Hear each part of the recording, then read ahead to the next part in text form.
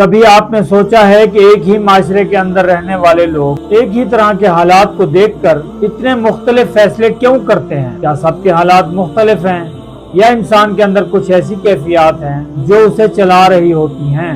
اور اگر انسان کو ہدایت نہ ملے تو کیا پھر وہ اپنی ہی خواہش، بقا، خوف اور سوچ کو ہی حق سمجھ کر فیصلے کرنے لگتا ہے؟ جب ایسا ہوتا ہے تو پھر مسئلہ ایک انسان کا نہیں رہتا۔ ایسے ہی فیصلے جب پورے معاشرے میں بار بار دہرائے جائیں تو وہ ایک نظام بن جاتے ہیں۔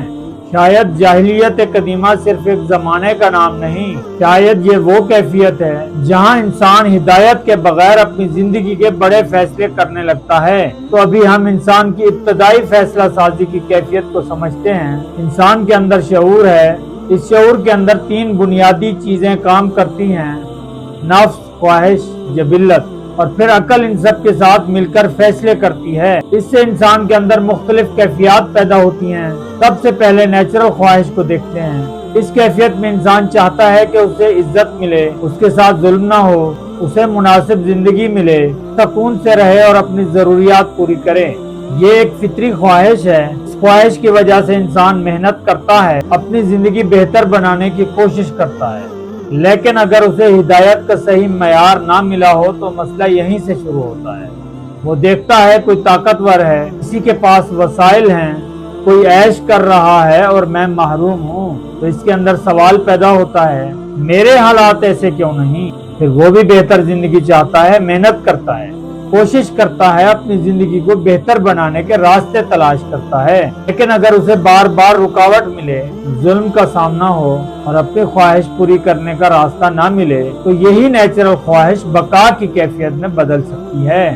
پھر اس کی سوچ بن جاتی ہے، گھر چل جائے، زندگی محفوظ رہے، عزت بچ جائے، کسی کا سہارا مل جائے۔ اب اسے یہ سوچنے کا وقت ہی نہیں رہتا کہ نظام صحیح ہے یا غلط۔ اس کے سامنے صرف بقا ہوتی ہے، اور جب بقا بھی خطرے میں ہو تو انسان کی کیفیت جبلت و جذبات میں جا سکتی ہے۔ وہ غصہ کرتا ہے، لڑتا ہے، مزاحمت کرتا ہے، کبھی خود کو طاقتور ثابت کرنے کی کوشش کرتا ہے، اور جب تک جسم میں طاقت ہوتی ہے اپنی خواہش اور بقا کے لیے جدوجہد کرتا ہے۔ لیکن اگر ہدایت نہ ہو، اسے سمجھ نہیں آتا کہ اصل مسئلہ کہاں ہے۔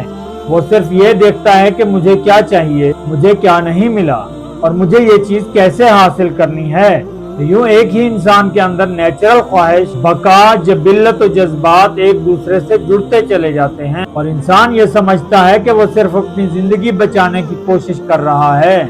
لیکن اسے یہ معلوم نہیں ہوتا کہ اس کی یہ کیفیت آگے چل کر اس کے فیصلوں کو کس سمت لے جا رہی ہے۔ یہاں سے ایک بہت اہم فرق سامنے آتا ہے۔ کیا انسان کی فطری خواہش یعنی زن، زر، زمین بذات خود مسئلہ ہے، یا مسئلہ یہ ہے کہ اس فطری خواہش کو صحیح ہدایت اور صحیح معیار نہیں ملا؟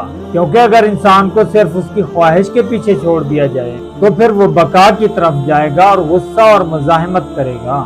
لیکن اگر یہی انسان صحیح ہدایت کے ساتھ اپنی خواہش کو سمجھے تو پھر اس کی کیفیت مختلف ہو سکتی ہے۔ اور یہی بات ہمیں اگلے سوال کی طرف لے جاتی ہے۔ اگر ایک انسان اپنی زندگی کو بہتر بنانے کی خواہش تو رکھتا ہو مگر اس کے ساتھ ہدایت بھی موجود ہو تو وہ اپنے وسائل، اپنی خواہش اور اپنی طاقت کو کس طرح استعمال کرے گا؟ اور اگر اس کے مقابلے میں ایک ایسا انسان ہو جو اپنی خواہش کو ہی سب کچھ سمجھنے لگے تو پھر دونوں کے فیصلوں میں کیا فرق ہوگا؟